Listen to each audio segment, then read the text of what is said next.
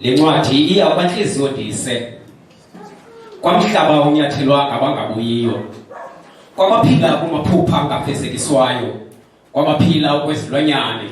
Kwabasoloko behakhanelana, bephangelana, bemonelana, beleqana nabangade bawabamba amalanga. Kwabenza isimanga, kwabahleli kwilizwe lemiphanga, apho lingatshoniyo khona lingenandaba. Kwantlungwa idambi, kwasoloko kulusizi, kaloku kulawulo lusifa. Yiyo loo nto abantu bakhona besifa. Ndibhala ke ndinilumkisa, ngoba uyalikhukulisisa lo msinga. Aba belithembele ngabo bona bahle nomcinga. Abebala babaguqula ingcinga, kwabebehamba kuyo indlela bajika, bakhetha iyonxiba, baniphathele phindaphindiweyo ingcinezelo. Yiyo loo nto iAfrika ingathi iyazika, kusezawuba nzima, kusezawugcwala abazili, ibe yona iAfrika ikwela abafileyo. Camako bantakwethu. Shalom, shalom.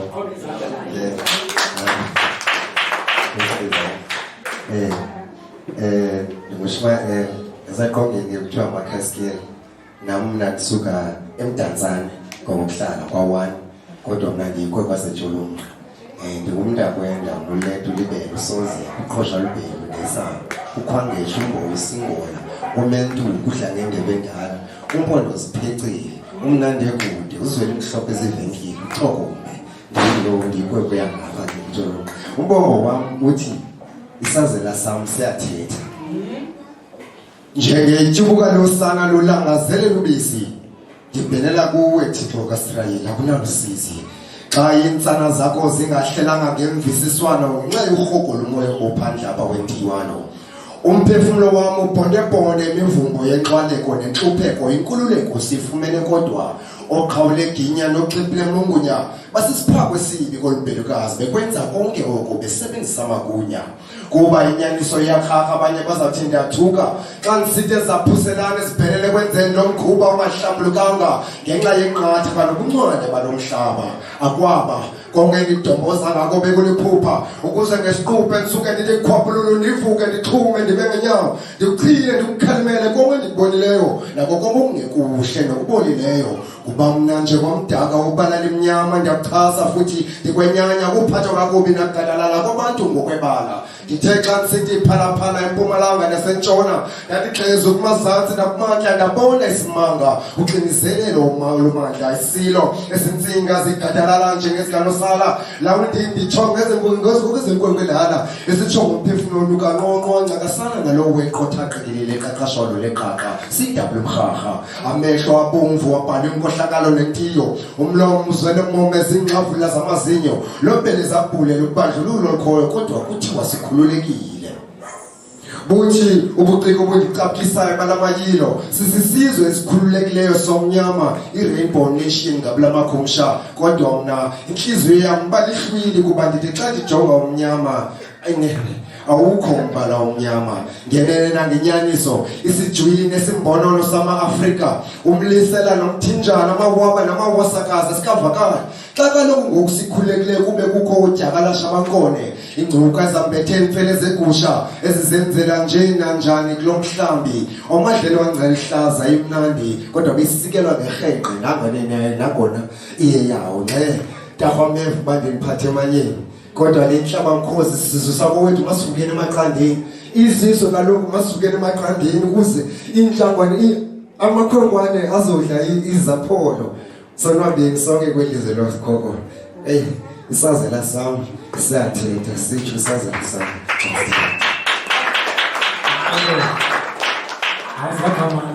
So umbuzo wami ubaluleke kakhulu imbali yethu kuthi ba-Afrika. Qale ngapha nkosikazi. Hayi mandenze nje lento kuthiwa ku-break ice. Bakhona abantu bazawuthetha apha siyafuna ukuva bethetha. Inkosi kakhulu ngicela ndingathini uJahu Mdiki Mazana umama onzalayo Mankomo andizungena kakhulu ngekuloo nto kodwa ke kubalulekile baliyazi baluthethayo njengoSihlalo wamagqaba omkhonto wesizwe apha eBuffalo City naseMathole esiyibiza iCentral Region. ililungu elipheleleyo le-African National Congress. Omnye umuntu ke uyathanda ukuthi lo mbuzo ubuzayo uphendulwe ncakasana, ungabe umuntu ekhumsha athethe ngamva. Lento ingumuntu ethi izalwa nje from the first day iyenza lento kuthiwa i-history.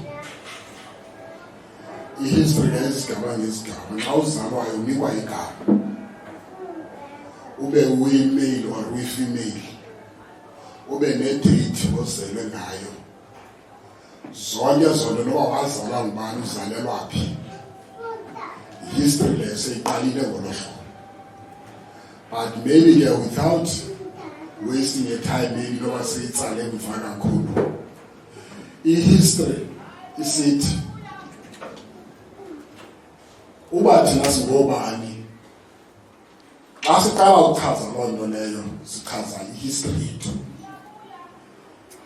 Apha ke ebuntwini you will find that ukuthi kubakho abantu abamnyama, kubakho abantu abamhlophe, sibe nezigaba ngezigaba esiphile ngazo apha ebomini. Uzayithatha maybe i-history yethu uyithathe from the Mfecane Wars, or uyithathe maybe from the slavery. Xa uqala ungena apho iyakubonakalisa uba kuyo yonke le minyaka ngabaphini abantu besafara between the whites and the blacks. Islavery ke sine-history yaso. I-wars that we fought here in this African soil zine-history yaso. Xa uqala ke ngokungena kwezo wars, you'll know exactly ukuthi kwakutheni sesidecide ukuthatha intonga silwe against abantu bebesicolonizer, or abantu we felt that ukuthi we don't have the rights apha kulo mhlaba, ootatomkhulu bethu, ookhokho bethu, noonqando nookhokho bethu. Now ii-wars ngee-wars ziliwe, i-history ke enthetha ngayo. Kungekabikho ngelo xesha even nee-organizations ezithetha ngazo, ezinye zathi zaba khona ngo-1912, ezinye zazolandela emveni kwazo. But what is most important ukuthi sifunda ntoni kuzo zonke ezi occasions thetha ngazo, ntoni esiyifundileyo. Phaya ngo-76 ndizama ukhawulezisa i-history endiyisondeza kuMsinyana, ndandifunda apha eDanyeni Village. IDanyeni Village sasebancinci ngoko, I think I was around about 14 years. Sasikhokhelwa uComrade wayehlala phaa ngaphesheya kooForums, uComrade uNduna. IDanyeni Village yokuqala ukutsha apha, sasingayithiyisi iDanyeni Village into yoba sasicaphukela isakhiwo, sasithisa because sasicaphukela isystem yayikhona ngelo xesha, sicaphukela nohlobo sasifundiswa ngalo ngelo xesha, kwakungamandana. Le nto yayisenzeka kuthi apha ezikolweni yayingenzeki ukuthi sedwa, yayisenzeka nakubazali bethu. Le ndawo ndihlala kuyo kwakusendende apha. Xa ungena endende wayifinisha into yoba ungene kwindawo yabantu abamnyama. Uqala ungena nje kwezitrato, maybe abanye bethu bayi-experiencile loo nto abazapha emva kwethu. Ezi trato zilapha ndawo ndixelela ke ngelanguage, baleka ikaka nje kwezitrato. Isurage baleka nje apha iyazidadela apha, elo xesha uvulile apha endlini. Yile ndawo uhlala kuyo le. Ezi ndawo esikuzo apho yayizidabulando ezidabulistoni zazenziwe ngamazinki. Oomama bethu nootata bethu babehlala kuloo meko. Bakhona ke abaninzi esikhule nabo apha bangasekhoyo, bafele kuloo msebenzi. Sithetha ke ngale history.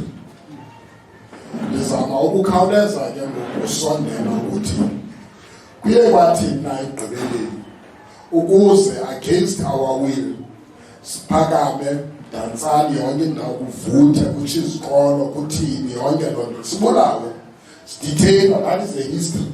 Sidutyulwa and abona bantu besele besetyenziswa kakhulu to kill us. Kwaye kwaba kumntu okuthiwa ziBantu stand. I think iBantu siqale phaa 70 towards end of 75-76. Xa uzovela into yokuthiwa ziCiskei, into yokuthiwa kuZulu, into yokuthiwa kweLando, ngooTranskei, into yokuthiwa ngoVenda, uPhuthatswana. That was the system ke esenziwa ngamabhulu mabomu to build le nto ke ngesixhosa kuthiwa ngoonomgogwana. Abarhulumente ke ngoku baye balidishela entweni yoba babasebenzise against thina abantu abamnyama. That's why ke maybe ngelinye ixesha sizawuchaza ukuthi abantu abamnyama bebebulala bodwa. It was something that was done deliberately. I-system ke le history esuka kuyo ebrutal kakhulu. Apha phaa ngaphesheya esiphunzana ukwendawo phaa kuthiwa kusekhowini phaa anaba isekhona nanakhulu. Umntakwam apha ndimke behlala enkosini. Umntakwethu apha simke ngo-78. That was June 78 uyohlala eTanzania. Phaya kwakunento kwakuthiwa ngoomanci. Ikwayenye extension yayisenziwa ngamabhulu in order ukuoppressa abantu bakuthi. Oomanci ke ndingathi yintoni maybe ndingathi ayizinto zogcina ikhaya but bayiformalize laa nto yayinto yokubhulisa okuthile kwakuyuniform yonke loo nto leyo.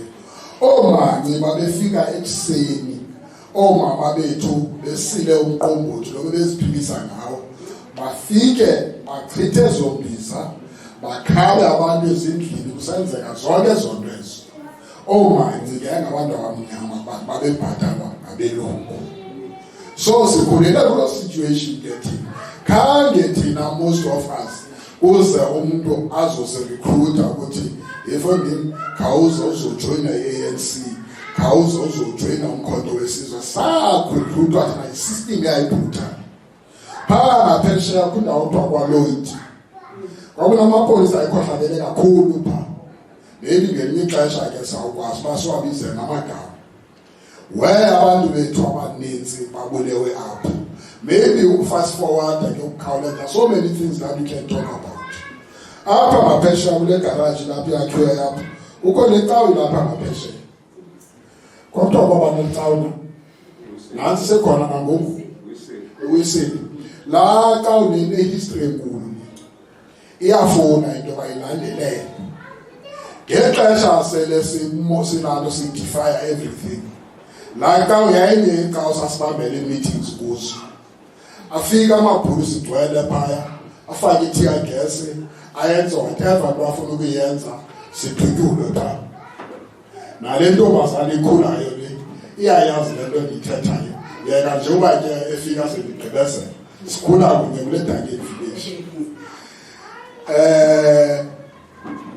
Zange kube mandi. Sathathwa thina sajoyina emzabalazweni because of the unfavorable conditions or the brutality esasiphila phantsi kwayo. Abazali bethu ebethi befika amajoli aseLando amabhulu afike endlini akhaba amacango kuqala, ukhatywe utatakho nomamakho bengangxolanga apha phambi kwakho. Umve utatakho intwana encinci imkhala ecela uxolo kuyo engenayo enye opportunity, abanye bade badutyulwe in front of us. Maybe there are so many things that we can talk about. Now sithetha ngale nto ukuthi bewuthele history ibaluleke ngantoni. I'm trying just to unpack a short of the importance of our history. I-history yethu yabantu sesinethemba ukuthi bazawukwazi ukuthi bathi make it sure that ukuthi bayayikhusela lulutsha. Xa uthetha ngolutsha uthetha nge-cream of the country. Sasijamba apha nathi batsha kungamandanga. Ezalo zo-EGT zeyintoni, when they are involved, we know what is happening. It was before we leave this country. So i-bus boycott zaziqala apha kuthi. Siyazazi into ezimakuthethwa ngantoni na, but eyona nto siyithethayo ukuthi oonyana bethu my firstborn eka-1982. So ndiqinisekile bakhona oonyana bamapha. umsebenzi wenu is to make it sure that ukuthi elilizwe alibuyele kule brutality lethetha ngayo apha. La history ayiphindi izilando, but we can say today that ukuthi maybe ke different conditions. Kunabantu abamnyama today bazibethe isisuka athi ngimember iDA. Uqonda enxa umjogile lo muntu lona really kwenzeka ntoni, yabona? Kubekho abantu but i-problems zawuhlala zikhona i-problems, but let's try to find each other so that the generations to come they don't experience the brutality lethetha ngayo. Ngicela manje mhlali ngaphambili lingathi ixesha lakho liqobele ku bentenza ukuthi nje kancinci. Nkosi. Nkosi kakhulu tata. Masiqhubhe izandla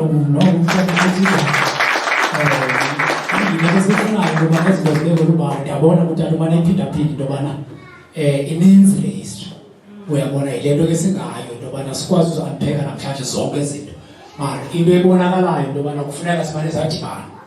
Afuneka azeke indibano zona. Uyabona. So history usibekele endehle ngokunomdla. Siyakwazi ukuva more. Uyabona. So ngabantu ababekhona ngabantu abazabalazileyo, we respect that. Lento siyifunayo. Enkosi sihlalo. Khona izandla ziyadanyaza. Awuyibhekanga le ayisengamanzi. Okay. Madibulisi, kuzo ngezile gqeba lo. Usuka ngapha eComakala. Mandithi ngokuxhopha nisachophe apha eBTC Border Training Center. Umbuzo uthi yintoni imbali? What is history? History imbali into edibene about indawo le usuka kuyo okanye le uzalelwe kuyo. Imbali into edibene ne amasiko okanye izinto ozenzayo, the way of life, iculture yakho, bekusithiwa ntoni, kusenziwa ntoni. History is about abantu abathe benza izinto ezakhayo okanye ezithe zabuyisela isizwe okanye uhlanga ngasemva. History is about into yokubana aba bantu bebephila kule ndawo, kule environment, baye baphazanyiswa yintoni ukuze basuke kwizinto zabo, kwi-history or kwi-way of living yabo. That is history. If history uzayitsala kude, uzawuva into yokubana ukuze siphazamiseke kwimbali yethu okanye ngendlela ebesiphila ngayo apha eAfrika, kuye kwafika umuntu omhlophe. Isithethe esisangaphambili sibeke kakuhle into yokubana from West Africa, from the West Coast, kwislavery. Uyabona, kulapho kanye imbali yama-Afrika iqale yaphazamiseka khona, bakhutshwa tu kwizinto bebemeba bayazenza. Kunanamhlanje nje ngoku i-history yethu ibuphela, isondele ekupheleni bayiphilanga, because izinto ezininzi zanhlanjalo zaphambili phaya mandulo asisazenzi ngenxa yento yokubana our history has ibulewe ngabantu abamhlophe. So imbali ithi yonke into ekulolizwe ngokwekhala yakho yolusu yenza into yokubana ikuchaze into yokubana usuka kweyiphi icontinent. Uba umnyama siyakwazi into yokubana usuka eAfrika, that's imbali leyo. Ifa umhlophe sayazi usuka eEurope.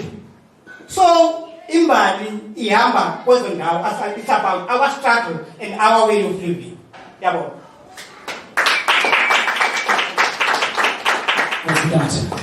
Ngena okay.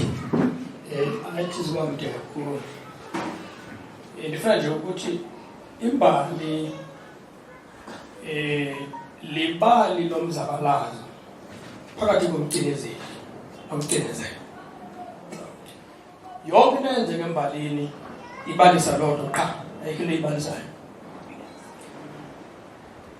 Xa ukhangela imbali funeka ungakhangeli details, nee-events awuzibambe imali funeka ukhangele uba bekuzabalaza bani against bani besilwa ngantoni kulo mzabalazo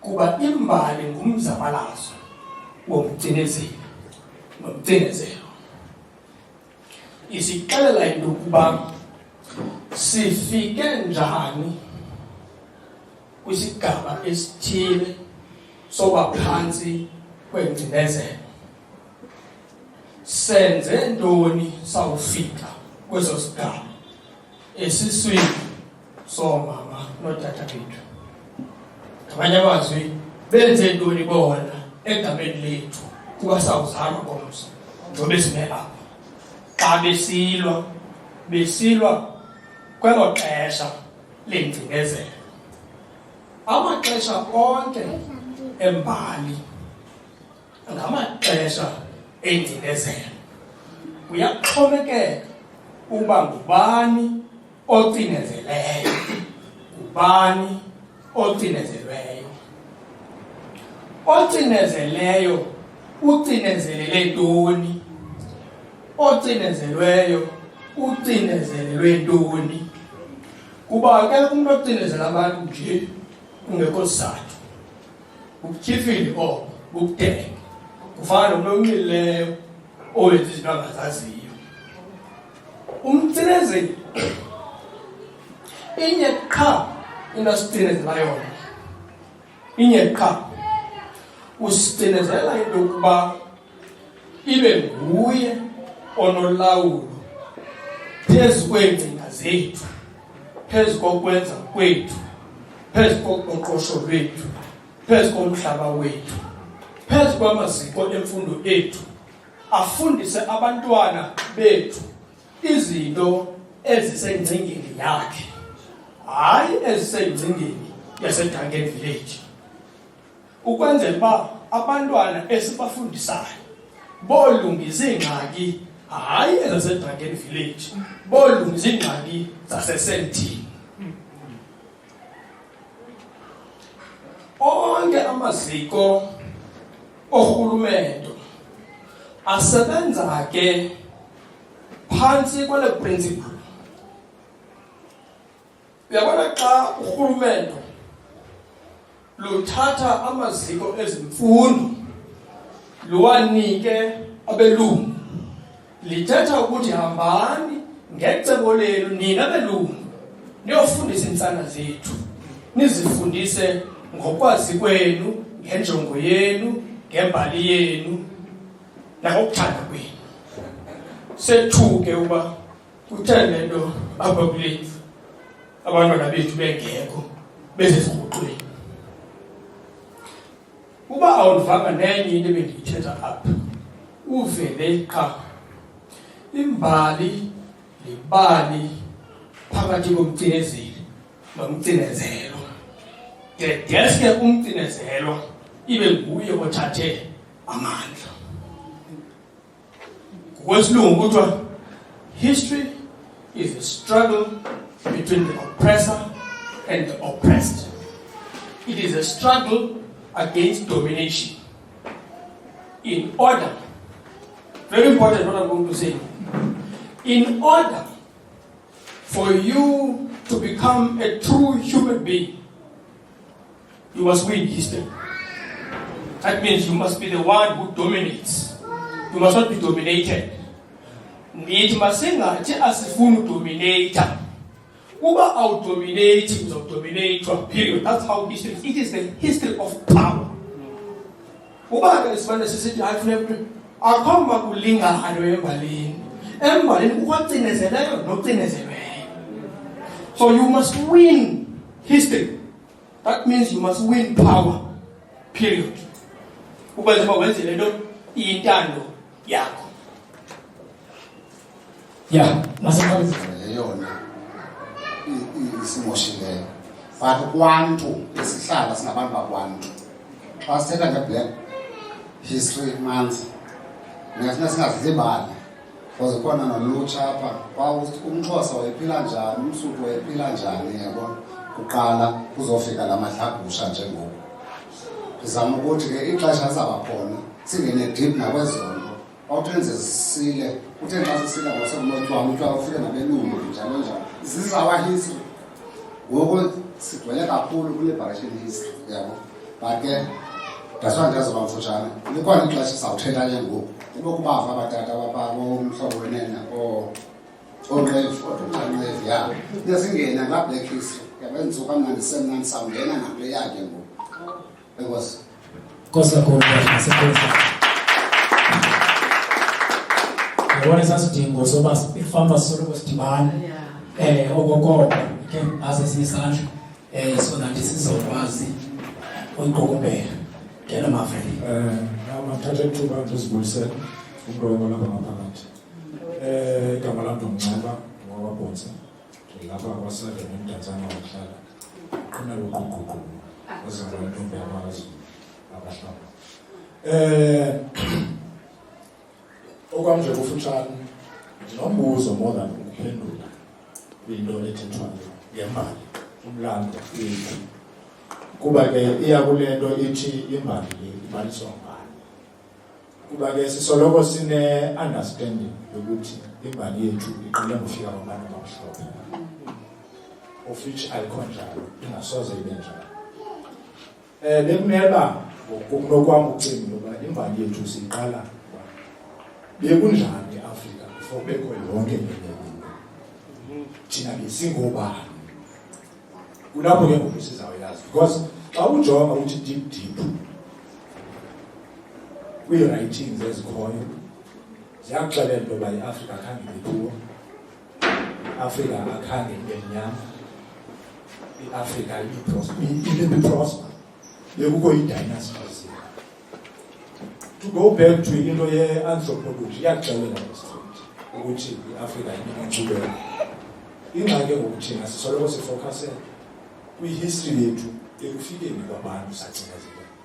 Andinangxaki kuloo nto leyo, kodwa bekusuppose uba siqala sisuka khona thina if sizawukwazi ubheka phambili kule nto igqithothethwa sisithethe sangakwazi ukuthi if awuzazi apho usuka khona uzawuba nengxaki ukuya phambili. Andinenjalo ingozi.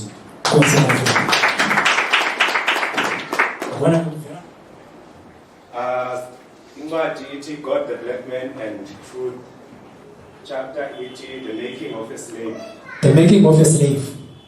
Part of the city history and education. Beke kwavela nento education apha. So zonke izinto kufuneka sizivelele. Yeah. History should be treasured because it holds the key to the past and the hope for the future. It holds the key to the past, sisithixo. Then hope with the future.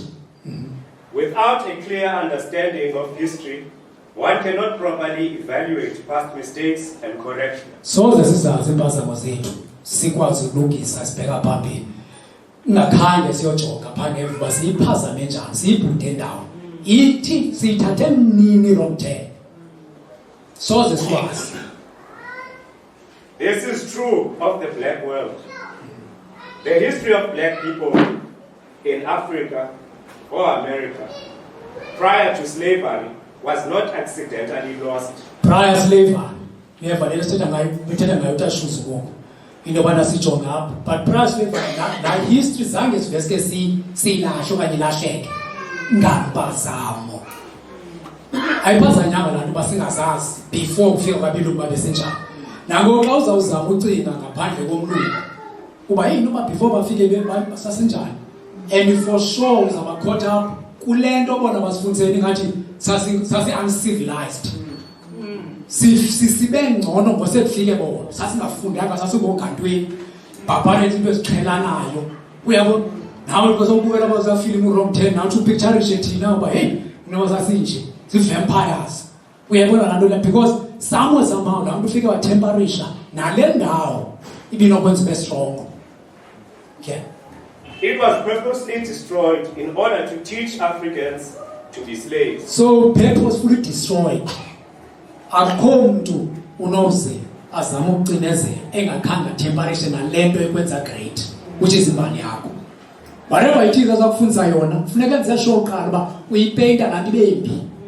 Then esikoleni xa ufika na uthi wokujonga uthi xa ubona yena uqoba thi ndibona ithemba kunomuntu because lembali yami ibasilwe every time ubona uhitsa inwele ziqathalana fundi akabukeki uyabona but jo uyamfana rebhibona ukhwele ehashini uyabona uyilonto no napoli mbonapoti bayabukeka but every time uvela image yomuntu omnyama okanye nedevil bayenza yanempondo yamnyama uqala uqomba history yethu no automatically sozithanda because awukwazi ukufaka ivelu okanye ixabiso kwinto errong negative.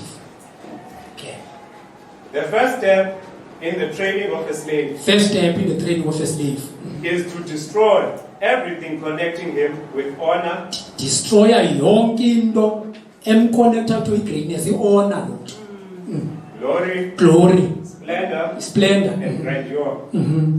The slave has to be made to feel that whatever he receives is better than what he had. So lo zanalento akasuka ngabazana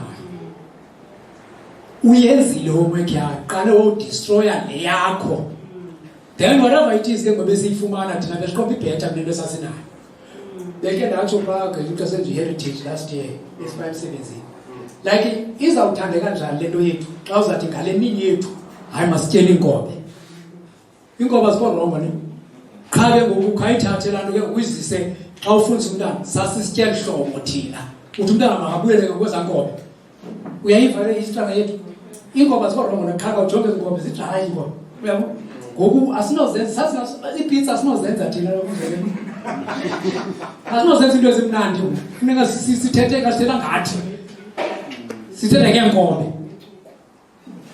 uyayibona lanto but ke ngokufumaniseke into yobana yayingekho kutya kuthiwa hayi kutya sasisneka ke ngoku uyabona yayinto nje yosneka sihlala ngayo because ukutya kwakuninzi uyabo but wena ngokuthathe yonke iculture yethu wayesazi inkobeni uba hayi sasisitya inkobe thina umntu ekajonga bona iwandisi ndazigqiba nini inkobe uyabo sogqibelethu. Okay, so bendifuna nje le ndawo isummarize yonke lento besigqiboyithethe uyabona into yobana apha asuka ngasayiluza le history yethu apha ngabantu bebesecebeni and ke ngoku kukho kukho laa nto izawuthi khakha umpicturishe before sibe kanti sawubheka phambili ube nepicture nje yale nto izawuthi ukhula umncinci i-TV zii-pictures Christmas kudlala ifilimu kaNoah umhlophe, Jesus umhlophe, kumhlophe nje evelayo emnyama i-negative evelayo emnyama automatically ke ngoku noba sewuthanda uzawufuna ukukekelela kweli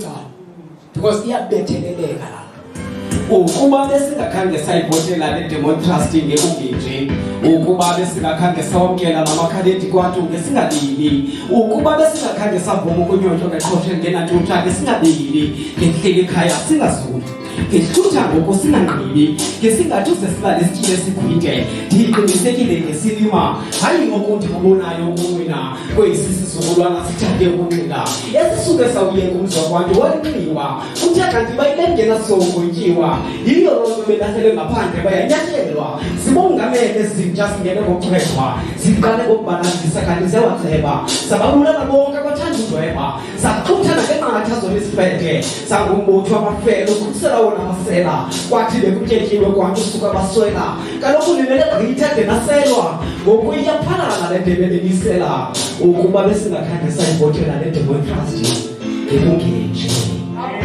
kutheni na kutheni kunjena kutheni belila kabuhlungu kangaka kutheni na kutheni kunjena kutheni besifa kabuhlungu kangaka kutheni na kutheni kunjena kutheni belila kabuhlungu kangaka kutheni Zabab.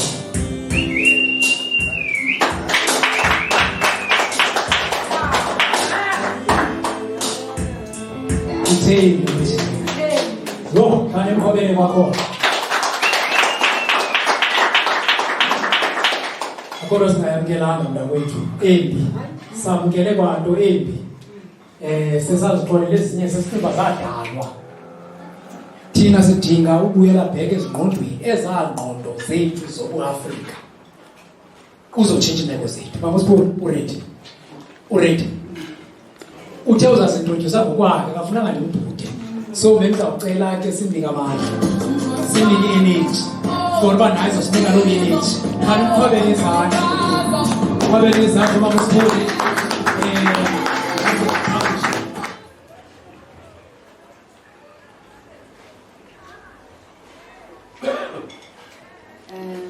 Shalom to the house at large.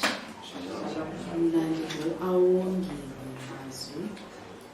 As Mrs. Corey has said, I come from the Department of Sport, Recreation, Arts and Culture, under the Arts and Culture section.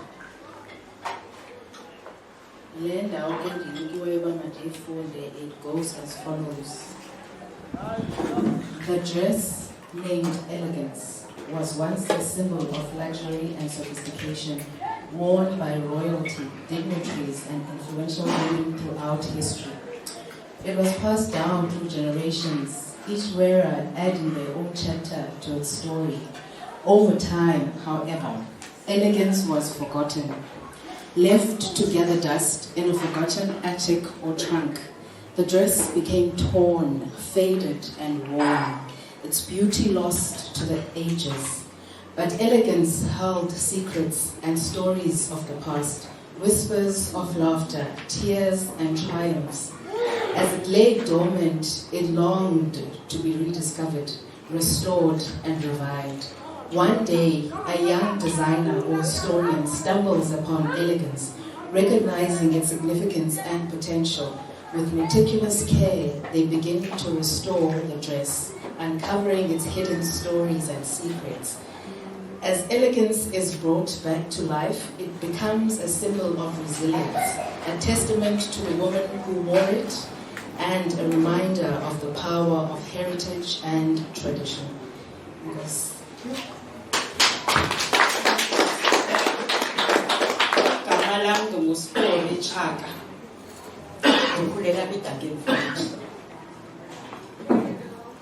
Ndishayiphiwe ndayile ntombi ndiyoyandadala nomama ndingumama onabazukulwana abayi-8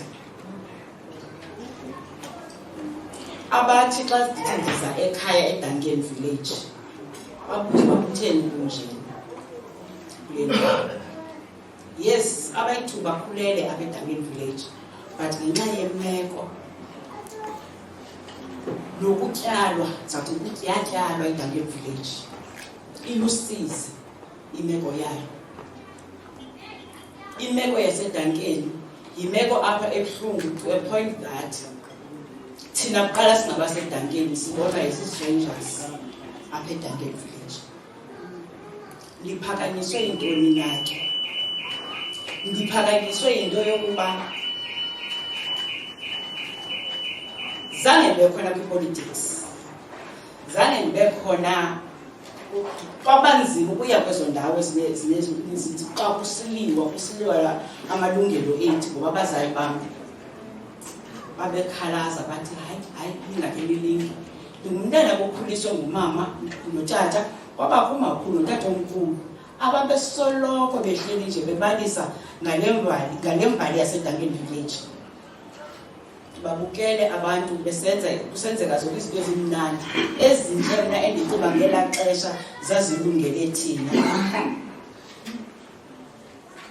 Ndababukela oogxa bam, oobandile, oomagqamfane, nabasesikhundlane, odumisaniyo nabanye besilwela namalungelo ethu. Ndibukeleke mna ke phaa.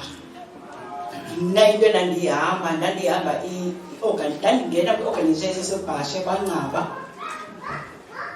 apho khona kwakuhlaliwa singamantombazana nabomama besigruma besibonisa indlela yokuba sikhule. So over the years uSipho umane ezibuza umbuzo ke ngoku into yoba hayi man, this is not the Duncan Village I know. The Duncan Village I know mna ibidangeni village yabantu ababesilwela amalungelo abantu ababezonwabisa sasifundiswa khona ubuntu sasiqeqeshwa khona noma umuntu umuntu obomvu noma umuntu onjani na kodwa sasiyazi umzali ngumzali kodwa xa kufika kweli xesha kunzima ndingaphendula nakuba zikulwana bam ngedangeni village ndithe xa ndithe na-15 ndabona ukuthi let me do something because I was raised by those women omama ndibelethe amanye amagama omama balapha ezikhunzayo yes asigruma omama ndifinish into I owe them something but I didn't think of any into endinoyenza nami ukubonakalisa laa nto babendifundise yona. So ndakhe ndahamba ndenze research around the country ndaya koMasoweto ndaya koDurban ndaya koCape Town ndiyojonga ukuthi ezinye townships kanti zona noma imeko ithini kodwa isidima kwezinye indawo sikhona kodwa eDangeni village asikho ulusizi kuyindlala silibalekile. Eyona nto ke ngokuyiphinde yandihlupha kakhulu izintoba emva ko-1985 kwinto zonke esasinazo apha kule Dangeni village ii-libraries, swimming pools, tennis courts, zonke into eziphuhlisa umntana, indawo zodlala azisekho. And ke ngoku ndithe ngoba ndithetha kuqala andingomntu obephambili kwinto zopolitiko, so khange ndibe nalithuba lokuthi ndingahamba ndiyokwazi uku-influencer ii-politicians okanye abantu abaphetheyo ukuthi ngoku eDangeni village ayiseyiyo laa nto ndiyaziyo aninakuyisibuyisela na isidima seDangeni village. Into eyafika kum eluhambeni is to have a place, a monument. Ibisokuthakwa kumba if noba khona indawo apho abantwana baseDangeni village apho abantu abatsha nabantu abangayaziyo iDangeni village bazokuyazi, ngoba ilifu thina esijinga kuyo apha eDangeni village lithi iDangeni village laa ndawo yotsotsi, laa ndawo ithenteni. Abantu bayazi bale ndawo ine-history erich. Ndasebenzisa isakhono sam njengoba ndisebenza ndangumtitshala ngaphambili ndayosebenza kwa-rural development ndisenze research khona ndabona makhe ndisebenzise sasakhono khe ndenze more research about Dangeni village ngoba ezinye izinto zenzeke ndingekho. Xa ndibukela iDangeni village ndibone abantu abashayithwe neDangeni village, awumention utata uKhubusana, ndimenshine utata u-Alcott Gwentshe, ndimenshine uClement Khadali, abaye bazothi kwi-last days zabo bazolala babekwa kule Dangeni village.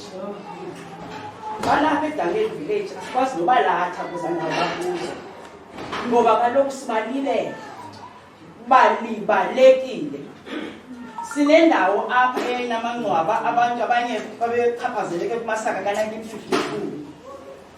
Bayangena abantu apha emuseum bezofuna uqonda ngoba umntu angayofika njani phayana ngoba bafumene ukuthunywa kuloo ndawo bebeyofumana kuyo iingxaki bebexazulelwe iingxaki zabo. Kathiwa khalileni kutata omkhulu wenu kwelaa ngcwaba lelapha eDangeni village.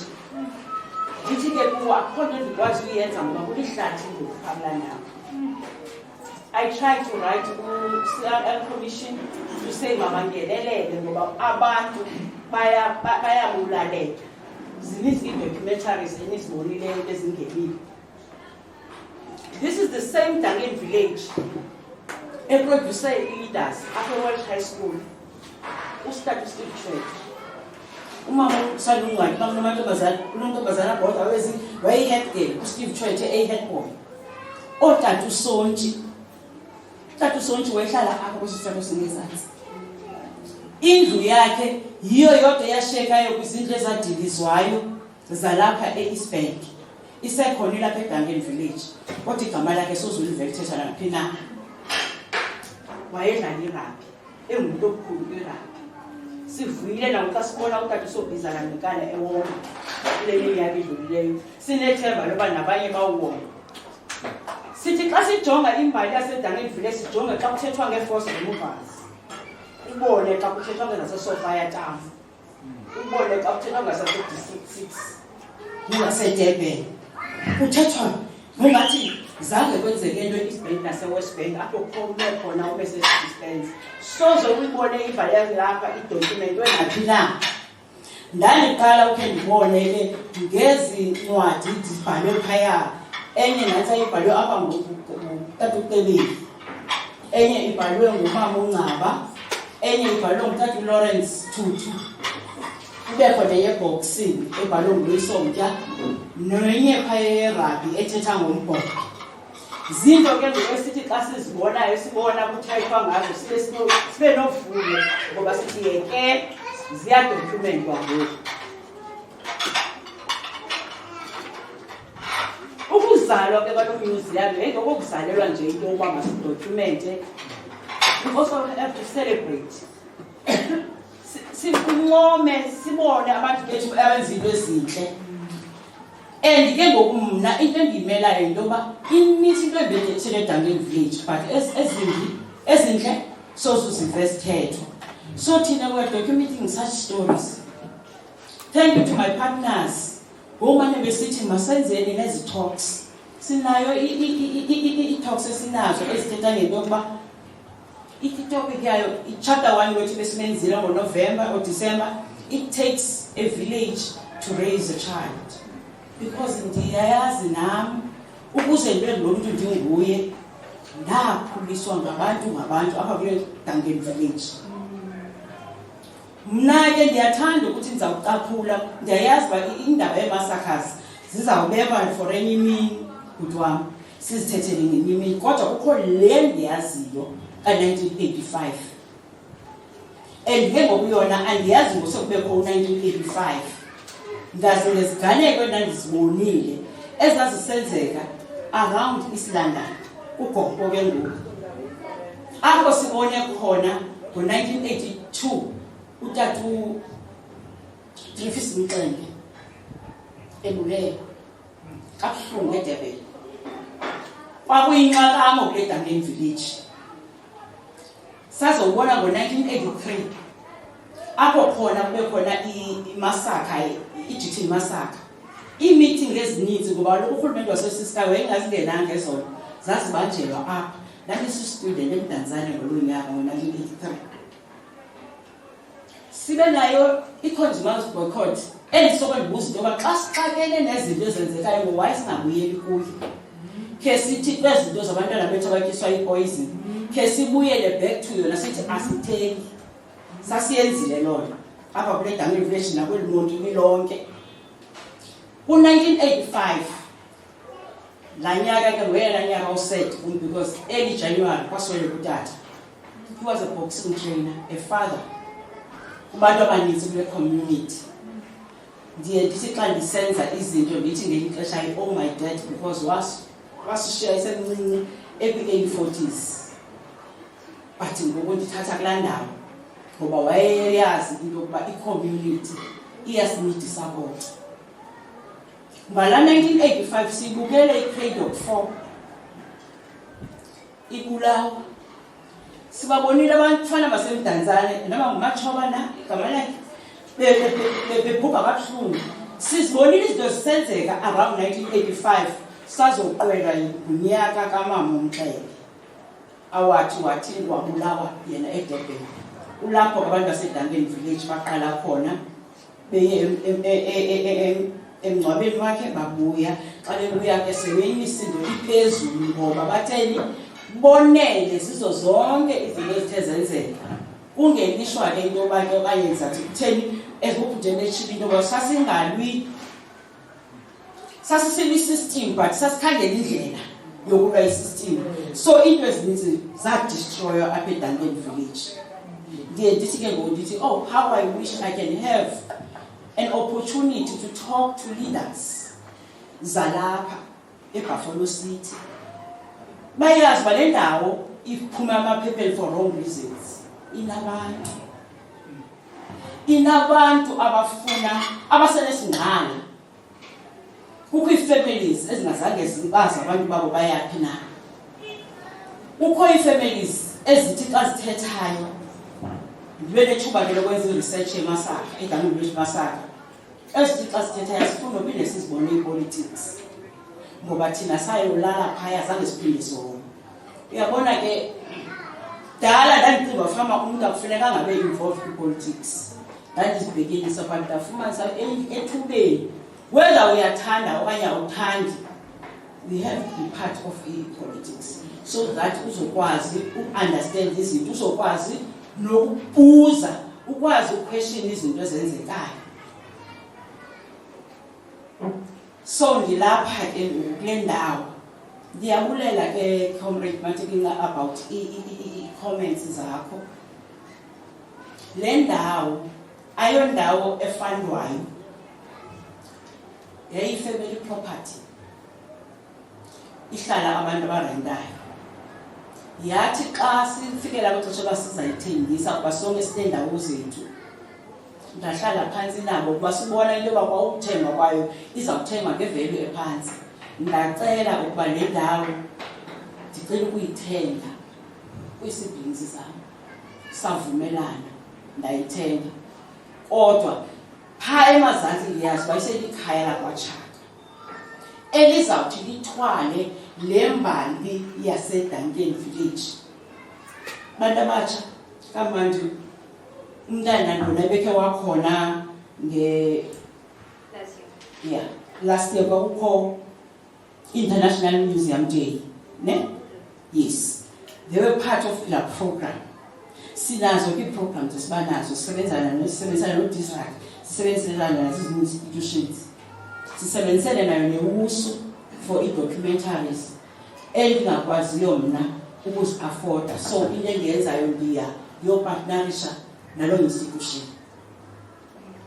Abantwana batsha sithi xa sithetha nabo esikolweni sithi ze ningathi xa nifika eziyunivesithi kuthethwa kakubi ngendawo elisuka kuzo ifuna usuka eDuncan Village ngoba thina sifumene loo nto ngexesha lethu lasetertiary sasikhoberisha noMafagutsi nobani xa usuka laa ndawo yezixholoxholo ze niyazi ukuba kukho amaqhawe aphumileyo kule ndawo bantu batsha ze niyazi into yokuba uFirst Black Miss South Africa noma kadocumentwanga waphuma apha eDuncan Village ngo-1955 eMpaka.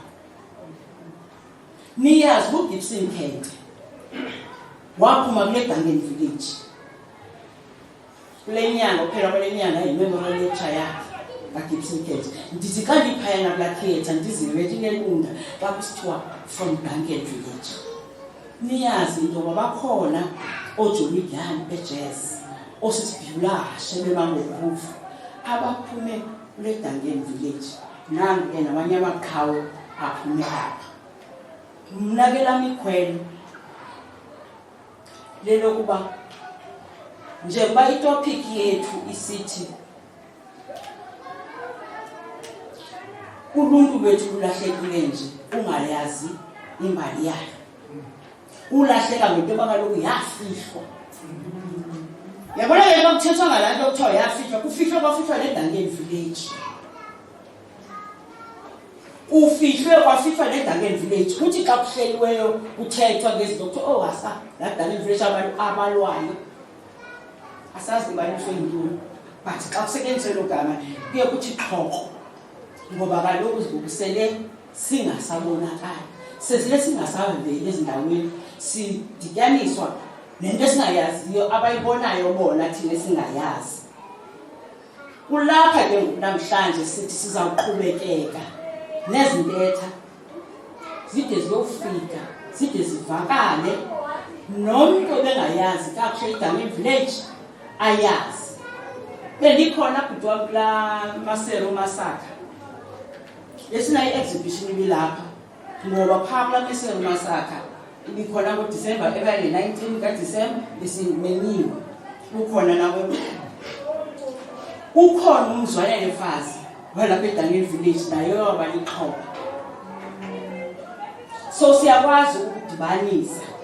Akho nto ke ndiyithanda njengento yoba umama umfazi phambi koba ahambe uye wandinika yonke into bhuti wami, yonke into edibene nestori sakwafazi. Wathi lena into endikunika yona ndilungisela into yokuba uzukwazi ukuphakamisa igama lakwafazi. Sisajongile ke njalo ukuthi mhlawumbi kwawude kube khona ithuba ngenye imini kube khona into eyawuthi ivele noma i-exhibition enkulu yakwamama ufazi. Ngoba into eyenzekayo kuye umama ufazi ngexesha wayendinika yona, it was on the 6th of October, I think 2021 or 2021 phazama. Kwenye izinto wayendinika zona kwakho iblazer kabhuti lo brother wakhe lomdala uZukile. Kwiblazer kwaZukile kwakukho ileta yakhe yasesikolweni. Sathi xa siyikhuphayo safika isithi 6 October 1976. So yayinto yakhe yokuphuma esikolweni but yayibhale 6 October. Wathi umama ufazi ulapha nge-6 October sibhizi apha sivula izinto esibonisa into yoba nako umsebenzi, nansi indlela endiyihambile, nansi inhlungu endiyivileyo kule jeni. Ucacile ke mntanami, you have to carry this forward. Wade wenza umzekelo, enye yezinto endazifumana ikhona ubhuti lo wase-Somerset uphakum uDilima wenza umzekelo ngaye babezisihlobo bonke noDilima. Ubhuti wakhe owabhubha nomzwanele fast. Thank you. Abekho la elisuku. Yes. So ndizama ukuza ke kule nto yokuba liza kude isidima saseDangeni sibuye. Siza kude sibuye isidima saseDangeni. Kodwa sizawuqhubekeka sizama. Sizawuqhubekeka senze show into yokuba laa mbali ifihlweyo yaseDangeni village siyibeka ngaphezulu kwetafile. Ukuze nathi sizofumana irespect eDangeni village. Alo mazwi ke ndithi mandihleka.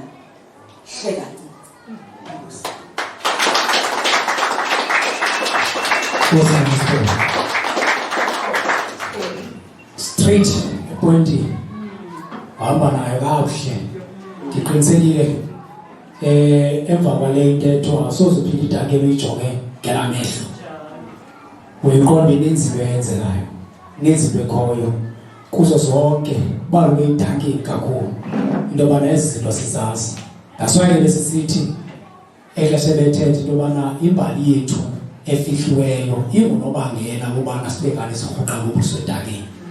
Umshaka ngeDangeni village kuba itshele kakhulu ngolhlobo ayibalisa ngalo nezinto eziye zaphuma abaDangeni village okanye abantu abaye baphuma abaDangeni village.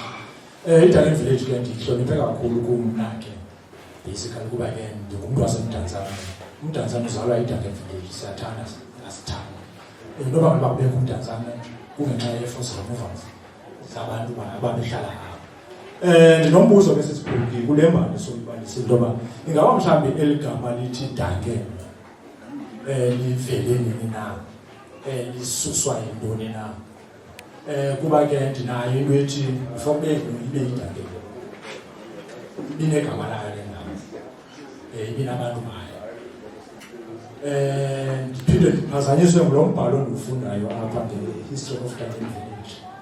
Kuthi qatha enye into kum, njengoba ndingumntu kaBhoqo nje, kukho istori esithethwa ngomlungu ayitshomi kaSobuka okanye ngomhlobo kaSobuka kuthiwa nguPenifit Dangeni. Wayefuna ujoyina umzabalazo wapha qha ke yathi into nowawukwazi ukujoyina kuba umhlophe iza kakhona ingxaki kuthiwa nguPenifit Dangeni. So andazi uba kukho ilinki na between Penifit Dangeni nalowa ithi engayingozi. Ngozi kodwa sawunotha imama Siphodo ne Asisibini nakutela mpetha kwakhe. Mina ndizafuna nje ubhekisa kwizithethe ze-NK veterans plus umsisi we-culture. Ngokuqinisekileyo njengoba nize apha nize kwenzela into yobana u-enda ivelu kule ndawo kaMama Siphodo. Mama Siphodo, isitori osibekileyo ngale ndawo yakho siyashaba kakhulu izinto eziningi zabantu abamnyama azibhalwanga azichazwanga azixelwanga azaziwa uyabona ke kukho into embi apha urhulumente kwi-departments 1 plus i-political parties they like to grandstand bazoma phambi kwabantu bazothetha izinto and run away after that will come and talk and walk away. That is very wrong. Uzawubuza into yokubana apha eDangeni village njengobana umama ka-arts sports arts and culture ethetha into yokubana noko umama uSipori uzawuya bazame into yokubana kubekho into abayenzayo i-MK veteran ithi yona kukho imihlaba ekhoyo kufuneka kuthethathethwe ngayo kwenzela into yokubana le ndawo iye isibankulu zingaphi i-library sports and culture ezikhoyo apha eDangeni village for umntana omnyama njengokuba umntana omnyama esokola engafumani i-passing rate ku-grade 12 right it's just because of study materials akho libraries kukho old materials kwi-library apho kuhlala khona abantu abamnyama that is very wrong uyabona ke if ba sizawusoloko kuba yona i-dialogue this engagement crucial kakhulu and it could take us afar if ba sinostika kwizinto esizibonayo then size no-solution but my fear is that our present government our present political parties generally they like to ukhupha abantu endleleni they just here for entertain about views zabo they don't care about the people they don't care about indawo yabantu abamnyama that is very wrong so I hope starting from now as we have seen the last elections people have spoken ngenxa yento okubana izinto ezithethwayo kumiwe phambi kwabantu azenzeki andifuni ke ukuthi bathi bephuma apha abantu be-MK veteran nabe-sports and culture baphume bangamlandeleli uSisibori bazophucula iDangeni village bazophucula le ndawo kwenzela uba imbali yomntu omnyama yaziwe I'm very passionate about ngomntana omnyama osesikolweni nosekuhlaleni osokolayo ongakwaziyo ukuya esikolweni you must do it izinto ngenyani truth inkosi Nkosi kakhulu today we are very much happy because we need democracy in the country. In democracy, everyone is free to say whatever. Tete Mkonto is a liberation of veterans, not the MKMVA. Now Tete the MKMVA, no, we are human also not that. I say Kondo le apart. A Kondo they both get limited wrong because the age it counts. Oh, kule age abantu banani militant now ezinye izinto ngalizibona ngokusho uComrade Siphoki lo uyayazi xa ethetha ne-veterans umuntu wesizwe ukuthi what is capable for us to do, what is not, we are not capable of doing. Yes, of course, I'm not going to denounce the government because I voted for this government. So xa uthetha no government thetha nam maybe mandi address ke lo ndawo but maybe there's another discussion going forward. Yes. Ayongxaki leyo. Ndicela nomnye umntu ocinga uba inokuzawulandela laa discussion kwelaa hlobo singayi to that level. Let's not reduce this event to that level. This event, I think, inesidima esikhulu kakhulu. Masingayihliseli sisakulaa level. uComrade Siphoki, as you are standing there, uthethe so many things which we feel that they are very much important. Maybe maphinda ndivizite mandawo ethi. Let us start Comrade Siphoki. Let's start checking the buildings that are dilapidated or the buildings that are available. as kule white elephant ezininzi apha eSouth Africa. White elephant that I'm talking about, zibuilding ezingenzi into. And then we start sitting down. When you need something, kufuneka uhlale phansi ubhale ukuthi kutheni lento ufuna lento. We keep on doing that. Akukho nivelize nje. This is exactly what I was saying. I'm saying that let's stand up and fight. Lento uyenzayo ayixhomekekanga only kukhulumende wase South Africa ukuthi ingakwazi ukuba incediseke. There are so many countries outside there that we can also approach that can be able to assist in this project. So ndicela sibe broad-minded. Now before ndinqame ixesha lakho ke mhlawumbi ngaphambili. Kule nto uyithetha kumlesibonke ukugqibela. As I've told you that we have started honoring our heroes and heroines. We are doing nothing as our own project. We are fighting day and night within the government. It's not an easy thing.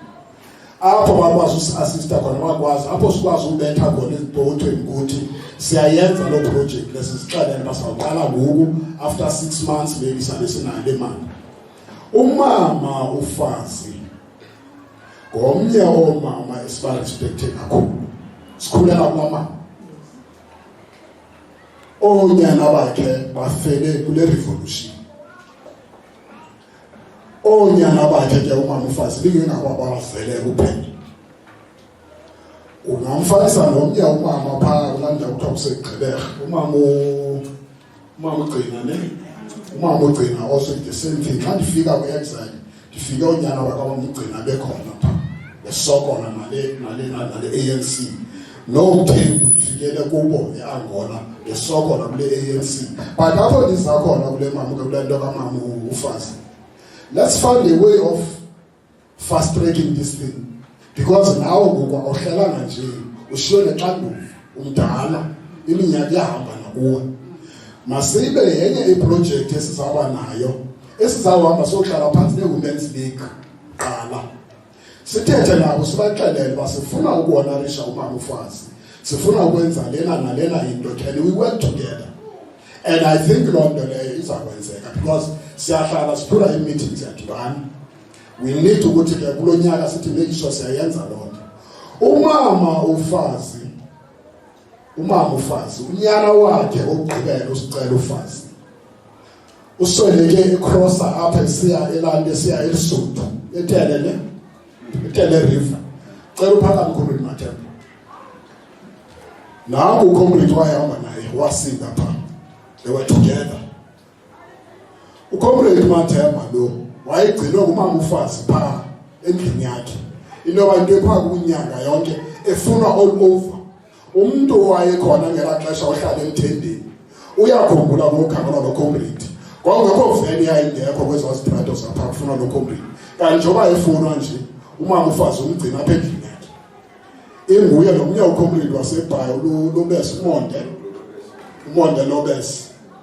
Xa bemkazange bamke kodwa bamka nosicelo wasweleka phansi zama ukuthi ke Comrade Spura inenzi into loyifumana lapha uComrade Mathemba kamama ngumama ufazi. Ndizama ukuthi le project kamama ufazi masiyenzele ibe yiproject. We have got nothing, asinayo cent, but sinayo ingqondo. Let's use our brains. Because Inkosi kakhulu tatam olandela. Ndifuna nje before siqhube uyabona before ungene mama mne ndifuna sinyamezelane. Ndifuna sinyamezelane ngelihlobo lobana. I-dialogue. Xa sithetha nge-dialogue, xa sizama ukubuyela back to indlela yethu. Masizame into yobana sinyamezelane because apha xa sifuna ukuza sikwazi uadressisa nee-experiences zethu. Uyabona? Then as the experiences zisithwaxile ke ngoku sizozama uzi-expressa so that sizolungisana simuve sonke with the same understanding. Singathi ke ngoku bengizawuphakama umzekelo ndithethe ndithi ANC ayisenzeli nix. Mandingoyiki ukutsho. Mandilungiswe ndisitsho ukuthi hayi yenze le nto mhlawumbi ndim ungayibonini. Mhlawumbi ikhona into eyenzayo. So singasapresani. Singathembi because if sibethakala phaa sijonga nebusweni ngoba nayithethiwe thina then siphuma apha singakazi izitheli befuna sithethe then le nto kufanele ndizayithela apha endlini ngoba umntu otshatelana nonkosikazi kodwa bendinikwe iplatform. So ndifuna ke siyeke sithethe eyosawulungisana because ke funeka sinyamezelele but funeka siyazi into whatever into ayithethayo umntu une-experience ayo yihle azi ngayo then if was wrong let's correct each other there si-acknowledge uba ndiyabulala le point yakho but nantsi eyona nto singayo so that sizoba it easy sonke izawuba mandi elo hlobo lento yethu and even going forward singoyiki uthetha. Nkosini mama mhlali ngaphambili mandibuyise kumntu wonke all protocol observed. Igama lami ndinguMukelo Maphasa, ndinguMasibula, ndikhulela apha eSiphunzana, ndafunda apha eDuncan Village, ndafunda eWelsh, kodwa ke ndihlala apha eMontekom, kuGompo ke phofu as well. Naming of East London. And ndivulele kuSpori ngendlela besicachisela ngayo about i-museum as well as the Black History Month. Ndizama ukugxila ke kule Black History Month andifuni ukushifta kakhulu because andifuni ukwenza mistakes. So ndiyabulela Spori nangobana uthathile kakhulu kwi-museum heritage yaseDuncan Village. Ne-concerns zakho highly noted zibalulekile kwimpilo zethu because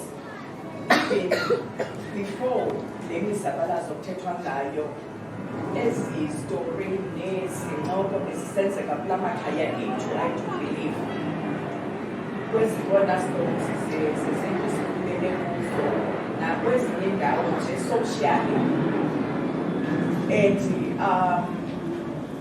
ndinayo ke inkolo ethi xana sibuye umva sane-challenges ngenxa ye-history yethu esibangela uba sibe kanti izidima zethu zibolahleka today ne-culture zethu asisazazi. It's been an eye-opening, the mind-opening earlier xa bendisiva eza-early remarks ezisenzeka ukubana i-culture zethu siye sashifta kuzo. I will agree with the participants ubana i-system yona isebenzileyo and it's still working. So as babe mentionile ukuthi why njengoko as le revolution yayisenzeka nale mizabalazo up until i-massacre, it used to be discussed even kwi-household ezikolweni everywhere in churches. But where are those areas now? Ziphi ezandawo zodiscussa these kind of issues? As babe ndithetha ngeSpori, I think during this week xana ebeke-planning yale event yale history month, ndatsho kuye ukuthi you know what, even this heritage museum, it's a community space. Sorry to say that Spori is not even your space anymore because abantu they need shelters to discuss, to just release their angers and everything else. Even as far as abantwana besikolo, because I was touched to such an extent ukuthi now we are talking Spori about the social ills more than anything. We are not getting any joy about Nobana Sisayaku Museum. Sisayaku Museum because we want to have all the answers from the questions as it goes on about one. And talking of that, why do we have so much of the social ills? Because of the unemployment that has created so much of the poverty in our communities. Because why can't we identify Duncan Village anymore? It's because of the system that we cannot run away from. Your into has been systemized. Sikolo everything is bhedlele. Ezinye zezibangela into yobana kube kanti kukho so much discussions around our government. So I am so touched xa ndibona abantwana besikolo abathenda Saturdays and Sundays. It's not normal. So if we have to just shift abantwana bethu bayo-attenda those weekends, bangabi nalo ixesha loba ngabantwana, singabi nalo ixesha lohlala nabantwana bethu. We have now kwenzeke i-disengagement, especially kwi-youth. That is i-youth ngoku ufuna uzibona kwi-youth okanye i-youth ibone wena itsho ubana bendirhalela uba njengomama. But there is so much disengagement because of certain programs ezenzeka kwezinye areas. Because there are other mentors that are not supposed to be mentors for abantwana be-communities zethu. We have e-libraries to an extent that now we have e-museum. E-museum that is supposed to be opened even if it's 4 days a week. Xa kugcwele library whereby abantwana baboleka incwadi. Of course, everything now is going digital, but it's not helping at all. Because akho mentor, u-digital wanamhlanje umntana unefowuni yakhe ihleli erumini. There's crime. There's gender-based violence. We have a lot of parents abangaphangeliyo, but parents that cannot take care of the community. So sibeka ke ngoku ukuthi kuyagulwa apha ehlaleni. Now the question is, who is ill here? What community is? I'm not talking about Dangen village only. I'm talking about South Africa in particular as a whole. Dangen village is our space whereby we need to connect. Just like Lomanas is a connector in museum, Dangen village museum. Now it's a cornerstone here, the connection of the community. Because if we have to keep on engaging, specifically for this particular month, Black History. Now we want to know about what happened there. But now we will go home, we just need to relax, unpack. As one by one, listen to what we are being discussed. The engagement is so limited because we are the enforcement behind that. So, again, I mentioned at this program, where are the mothers, the fathers, the mentors? Of course, where he was going. But unfortunately, if you don't say Saturday, it's just going Sunday. I even asked him about the uniform or what time. Liphi ixesha lokuthi deal with really umntana bengumntana umzala bengumzali kuyiwe ecaweni. Where is that moment of really connecting? We have shifted even from amakhaya ethu. We can never ever blame because we have all the powers to tell even our government ukuthi bashiftile. It's within our rights to tell them ukuthi you have shifted. Yes. And the government is us guys, please listen. The government sit. What's the offices of the government? Sit abantu abalana these programs. We have vision, missions, mission statements that are talking dignity, but it's not practical. The government has got all the programs, but we don't put them practical. Talking about abanye abantwana abazi dropouts, whereby I don't even ask unyana okanye umzukulwana ukuthi why are you still here? Because I'm even scared of my own family. Apparently, why? Okanye ummelwane even sele ndixelele ukuthi lokhu umntana wakhe akaye esikolweni. Ndizawubuza uba ngokaba nomntana ngowam okanye ngowakho. Guys, we need to be, masibe kwi-reality. Maybe how I wish we can go back to the poverty that we had. You know, because all these glimmering ezinto zonke zibubunene bethu sibubonayo, it's not working for us. Umhlawumbe uThixo kufuneka sithatha sibeke kupoverty yamanyani. Whereby uzazibuza kutheni xa uzijonge emireni kutheni ndinje. It is simply because immigration isibangele into yobana silibalane. Ekhe kwathethwa nangento yobana are you a Talat, are you an Indian, abelungu. We are racing for power, for anything that will make you survive. But I got deliver it. It is because of the system. But we can never blame the system unomphelo. We have to engage with our neighborhoods. We have to even ask business people, abantu business. We cannot have two sources of incomes. I'm talking about the rural areas. Two sources of income, a grant and a tavern. We can't have those kinds of income because it's just rotate. It's a recycling money. As if you're taking grant, a tavern, same day. We can't live like that. We need to make those people responsible for the community. But if I see CSR, corporate social responsibility, because no business enemali, uthi ndizayithatha enye profit yam, ndonelisa the community iphaleleyo. That's a fact. But now those people are supposed to be looking beyond that. We cannot have a situation whereby umntana wam ndiyayazi uba nge-weekend xana kuphi grant, there's going to be so much unhappiness because there is an income on that particular day that is going to destroy my family. So I'm trying to say, as far as even Heritage Museum, Cornerstone, it becomes like a shelter if it's a good reality. Because we have come to ask some more questions.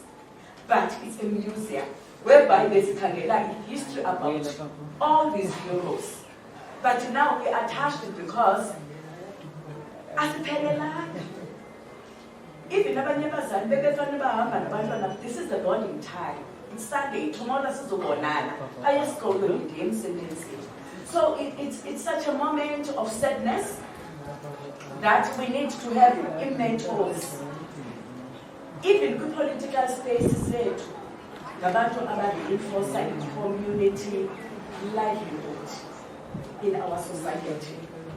In political space is the one that is playing a very huge role in communities nowadays. We cannot run away from that. Meaning that the mentors, they are supposed to be coming from the same programs. Not that enough. It's a concept, but it is not practical.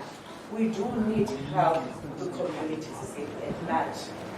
I'm sorry not to shift in, but it's just a comment because I was just touching about why Siphila Gohlobo. Egameni Lika Black History Month. Thank you so much. Kosi kakhulu ethekile lo maso. Ndiyabuqina ukubhalwe ukutata mlo. Kosi kakhulu mama. Bendikulanda mna ispace esilapha sikhulu gqithi ispace esilapha sibona sinezinto ezinophinde zigcwale mntobo kwazathi ndithetha ngazo ndikhe ndajikela phanda noba zikhona ezelapha maybe mabe khona ne-sport or i-rugby particularly because already khona boxing and then enye mhlawumbi ibe yi-consumer boycott. Try to get images ngayo and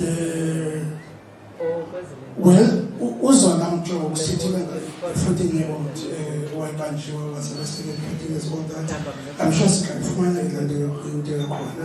It's quite a unique situation but by the way ayingengabo bangiyazi uba uDr. Zona Skweyiya wayekhe wayiminister yes plus no comment Thabo Mbeki nabo baqala benoma-14 years ukuzabalaza kodwa ke lona umahluko into yobana wabanjwa emntana emncinci kwenzeka into bendithetha so at least picture yakhe usurprise uba bekhona the Fazi, okay. I-Fazi family, so the project is a commitment this. I-MKLWV, elithisha nguCommunity TV, izawulinka nawe in my move in the project. Next time xa khona masifumane ubana isiqale inhlanganiso ezikhoyo ezithibhayiza kwenza njani. But it will have to have maybe i-right up strong. Andimazi sokuzana nkani bamazi kanjani, but I can just say ngoba lapha kwakudala nge-50s waye-musician because uzambona nakweza pictures zikaKoko qobe ekhona phaya wayeya nase-exile khe wawenza music. And he was also member ye-ANC, remember ye-ANC in the particular in the 1960s. So he was also a political activist. Again, he was a diplomat because ngexesha lomzabalazo waye-diplomat ye-ANC. That's why he kakhulu eSweden. Waphinda after ngexesha sisikhululekile ke ngoku waye-ambassador ke ngoku ye-ANC. So he was a diplomat ephumezana. Waye-rugby player as well.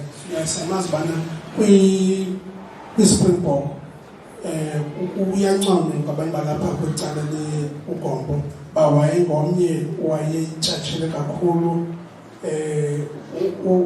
uthiwa wayefutshane nomnye utata waseBhayi I just forget his name owayetshatshile kakhulu korugby babalwa ngexesha elinye. But also the Khalela air resistance theatre and point again in team because the hanging of my piece of yedwa bazaba khona abanye babesenza abanokwazi ukukhusha abanokhunjwa ngabanye abantu resistance theatre apha eMonti mhlawumbe kuba mdantsane ekuzokwazi ukuchaza ngayo because babe ngamabhorha yesense lakubona umzabalazo wenkululeko babenza through i-culture babenza ngohlobo yalo. And then so sina commitment ke ngokuleka Fazi ndina commitment nakule yokhangela i-building or any other thing, but I would need to have into bhaliweyo kakuhle and kuloo nto leyo izawutsho ukuthi in partnership with MK bayibona basibona sizawuhambela phezulu sizawuhamba sonke namakhabani la akhona i-MK committee siye phaya noko ndingakwazi ukuqoqoza ngcono ndiyabazi kwela cala sawukana sonke siye kuyo so kule building when let's try to work with because nanke babanengxaki ye-building ezikhoyo ezingasebenziyo ezi-vandalized nabo bakhathazeka lento le bethi ke ngasekekho into ekhoyo. Lastly, ndicela umama uNgcaba naye afakwe apha. Ndicela umama uNgcaba afakwe. Ndigqibele ke ngokuthi ndinganayo i-potential funder enothetha nayo, but ke i-funder unokwazi uyitipha apha kwabantu. Ndinganayo endinokwazi ukrwetha ndithi tatam khawukuncedise phaya kwela galelo kuba nawo uzalwa apha eDublin. So at least there are some commitments as-stated here. Ndiyabona? Nkosi kakhulu. Ngathi ukugqibela kulaa rugby butata beva kwakho ne? Hayi sisi wam, phela sathi uyarobha phela sathi mama nangu. Bengikukhumbile nje uxolo mama.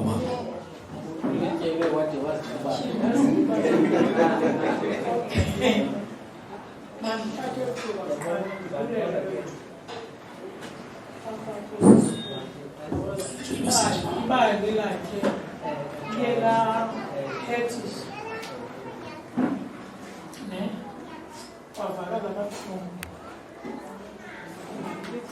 ukuvakala kabuhlungu ndithe xa ndijonga kwandingena entrance ngathi heyi uyazizamela but uyayifuna leyo uthatha out of nothing adibanise kuphume something. Ithi ke loo nto njengetishara kuba ke kuthiwa xa uyitishara creative and visionary. But inside, in the classroom management, iphuma kula creativity yakho so that i-class yakho ibe conducive. Ndiyayibulela loo nto. Apho bendifuna uba relevant to the point, indile into ethi it takes a village to raise a child. Ngoku athethayo phayana ndacinga into yokokuba la mazwi ayethethwe zii-theorist. Uba andiphazami balo ndagqibela kudala ndisesikolweni. Ingathi uVygotsky ucaphule waphinda ndamthanda i-theorist ekuthiwa nguPagelayati.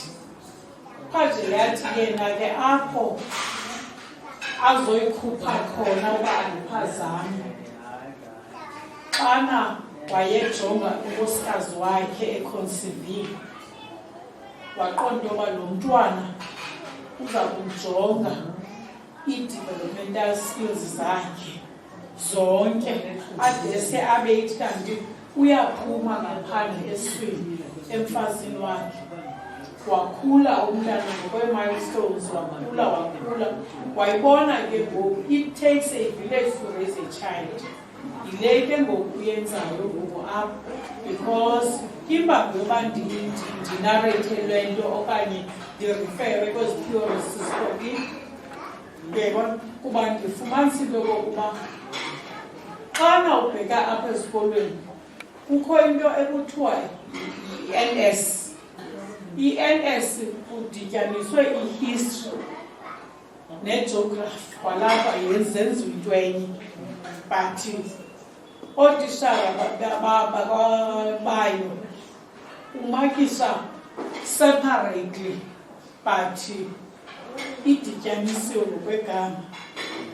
Ngoku xa ndithi ndijonga ndithi tyhini, oMadankeni village lulutho, because kaloku xana enikwa iproject utishara phawa kwa-Intersen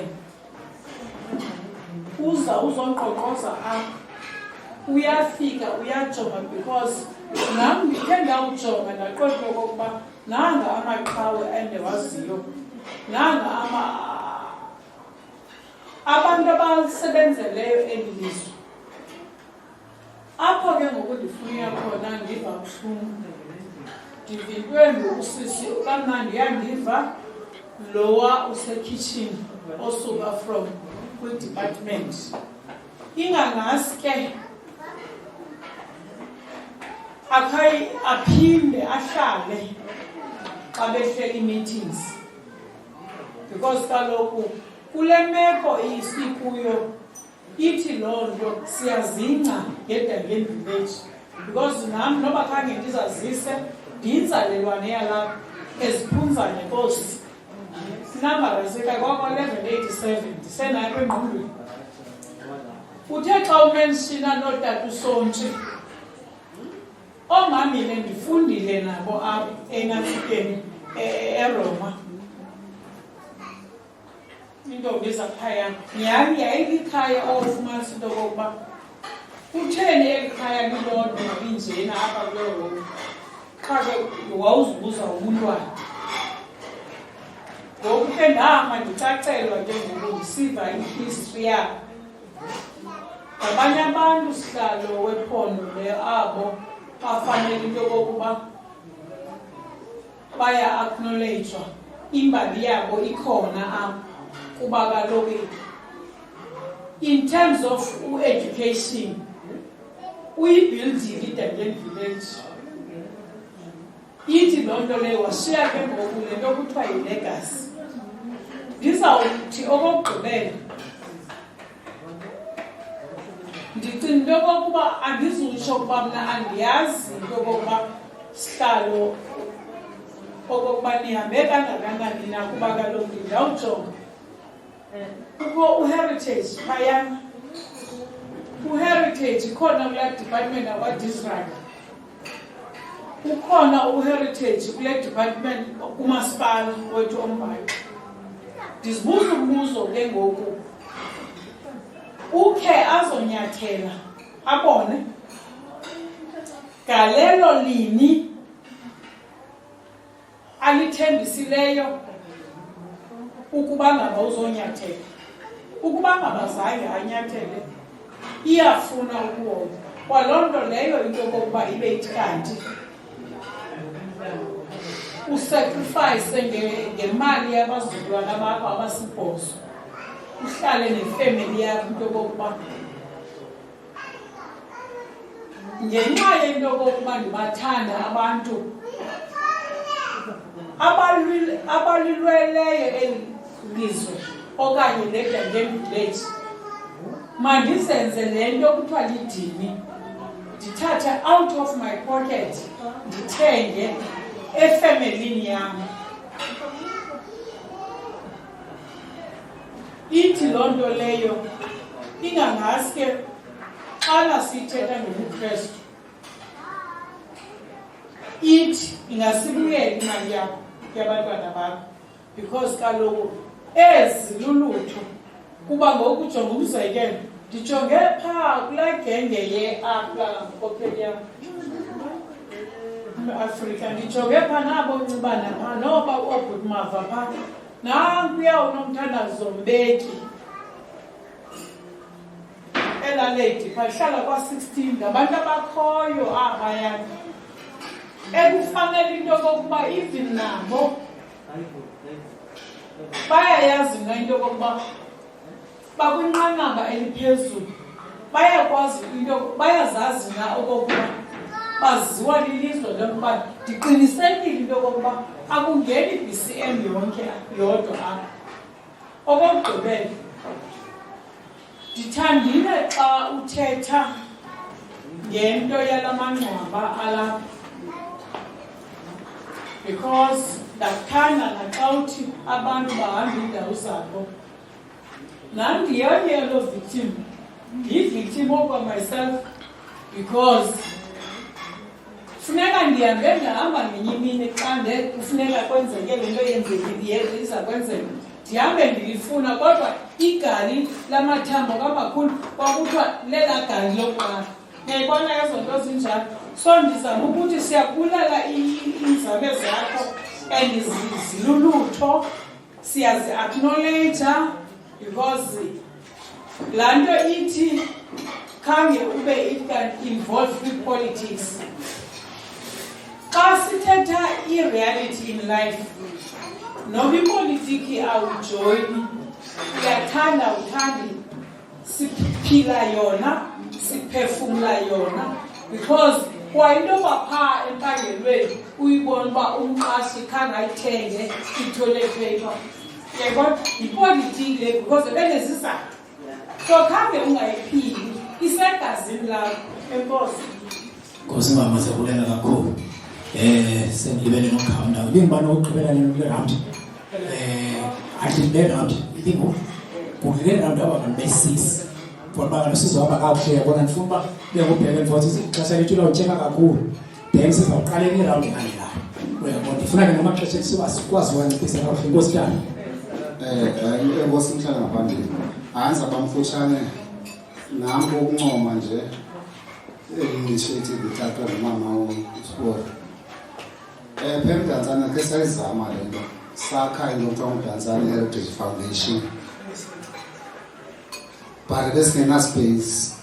Into endithanda apha kuye ngokwena umalona uJudisile wayenza lento.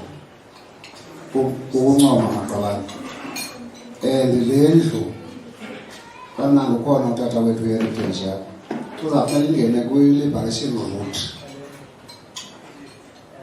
Imakethwe. Xa ufikwa phaa uyazi uba xa uphuma phaa kwizetourism, ii-tourists ziyahamba zininzi ezinye iziruthi endabetheke ngazo. Idlula apha idlula umfazi, idlula kulaa ndawo le Dangeni village Masaka. Zininzi ke ziruthi. Ake sakuncokola nosisibhoko ecaleni. Thank you. Nkosi tatam, siyabulela kakhulu. Siyabulela kakhulu nale invisi leyo. Kwakhona mama ndicela into yobana sizawuphelela irawundi ngoku uyabona ya ndifuna ke sibe bafutshane into endizawuyenza ndizawusondela kuwe xa ndiqonda ubuqinile ngoku siyavana ngokubheka phambili ndifuna kaloku lento sizokwazi uba okanye before singene usisiphole makarespondwe kwezithili zikhona into ebefuna uba uresponda kuzo ne yes mama sizongena kwenye rap ngokuqala butwam then nabanye sibe bafutshane kusemdala sesondela kusasa so ngaske noko ndikhawuleze ndikwazi ukuphendula endaba uziphendula ndizawuhlomla nje phaa kwindawo kabhuti wekuzo usepatrick Duncan ubani lokuncedisa abantu ngokuthi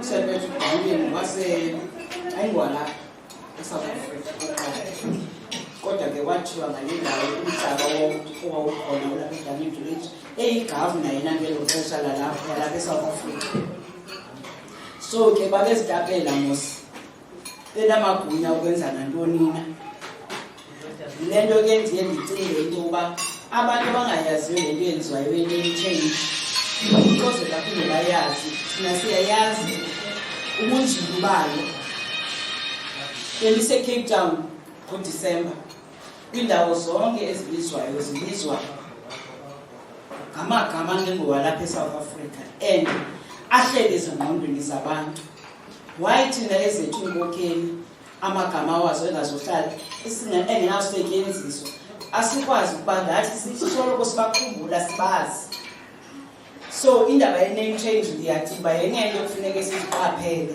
sizihoye ndiyabulela ke ukuba ngithe xa ndiqala lonyaka siswami abantwana bame ngento yokuba abantwana babakho apho baseRhawutini omnye oseCape Town mama iprojekthi oyicekelele ngantoni lena yi7 years ngokuyenza uyincekelele ngantoni naxa funeke ndihambile kufuneka mandihambe ndiyabaxelela ukuthi le nto ndiyiqalileyo andizophinda ndisitotshwe mntu I'm happy that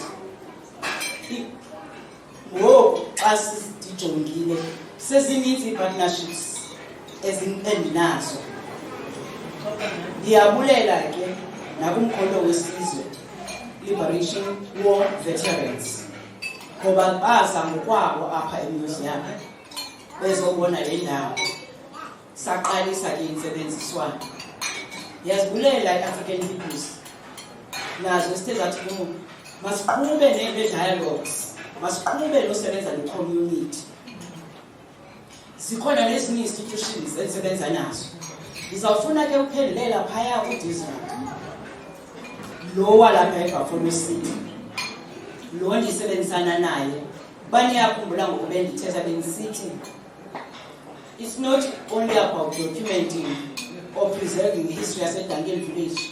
We also have programs of change to restore dignity yalapha eDuncan Village. This is what we are working on with uDisraeli. Nge-12 kaFebruwari sinayo nenye program esizabe siyenza apha ezikolweni zonke izabe yi-National Library Week. So uzabe kulapho sifuna khona aba bantwana abancinci abantu abatsha sizawuthetha nabo kuzaba khona i-speakers phayana bavelele nemicimbi yonke eyalapha eDuncan Village ngakumbi iDuncan Village Massacre ngoba ndithe xa ndandithetha ngenye no-national ndathi xa ndithetha no-national ndathi yazi kukhona le nto yokuba kuthiwe kuzawuthatha kuzobekwa into eDuncan Village baba abantu bengahamba ba-educate bangayazi noba yeyantoni and ke ngoku enye into eseyihlunge kufuneke siyikhumbule ngeDuncan Village into yokuba bela xesha lakudala kumele izindlu zazi-800 mali ezimzekelo kodwa ngosimodern izindlu ngenxa yento yoba kukhona namagala so abantu baseDuncan Village abasabonakali nobonakala nento abazithethayo asavakali nakubani so kufuneke khona umntu one-voice ngoba even uDepartment of Housing I don't think I understand inhlungu yabantu baseDuncan Village who fought so hard for isihlalo salo country ndize apha kweza la exhibition phaya izinto ehambe rongo ndoba sithi xa sisilwela inkululeko siyochopha etafuleni sinegotiate. Sitsa ukunegotiate.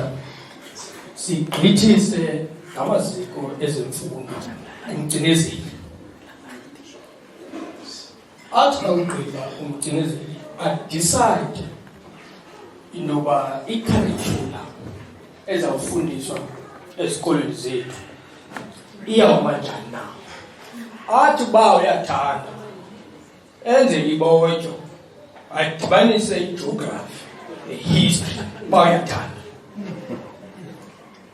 Salive mna into yelizwe lifuna inkululeko, abantwana balo bangazinto ngembali voice yokukhetha ukwazi nongazi ngembali yakhe. I-history ayifanelanga yinto esiyixoxa namntu. Famba i-history kufundiswa esikolweni kungekho debate namntu. Sidebate phaa ii-facts nee-causes of history. Abantwana bakhule beyazi imbali yabo. Kwii-local schools ezihleli apho eDuncan bekumele uba i-history yokuqala xa ufundisa umntana local history, uthi wagqiba umbonisa into yoba le local history idibana njani nezinye ii-local histories of this country. Abone i-connection phakathi kwe-history ne-economics ne-geography. Because umntana ocinga uba xa efunda i-history ufunda i-history, ongazaziyo xa efunda i-history ufunda i-politics ngexesha elinye. Because ufunda i-history kufunda i-politics, and ufunda i-politics kufunda i-geography, because i-politics zenzeka within geographies. This is one of the geographies of the history of this country. It's one of the geographies of resistance, of struggle, toil, tears, blood, death. Abantwana bekumele ukuba bayayifundiswa loo nto kungabuzwanga kuwo uba niyafuna na.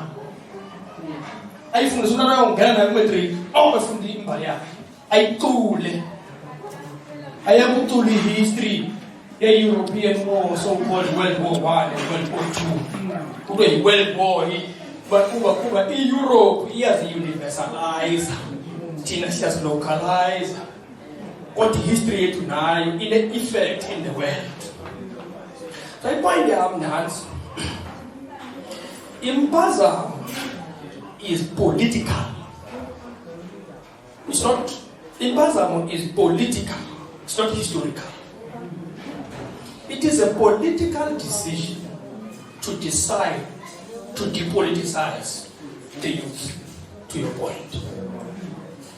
Uthi xa kho negotiate, uthi hayi, yekani ngobeka izikhali phantsi ngoku, siyathetha. Bantu bahamba bobeka izikhali phantsi abantu. Nazi veterans, bobeka izikhali phantsi babe se-veterans. Yekani beki uliwa ngoku kuyaxoxwa, siyavana setafuleni. Uthi ke ngoku uxolelwane.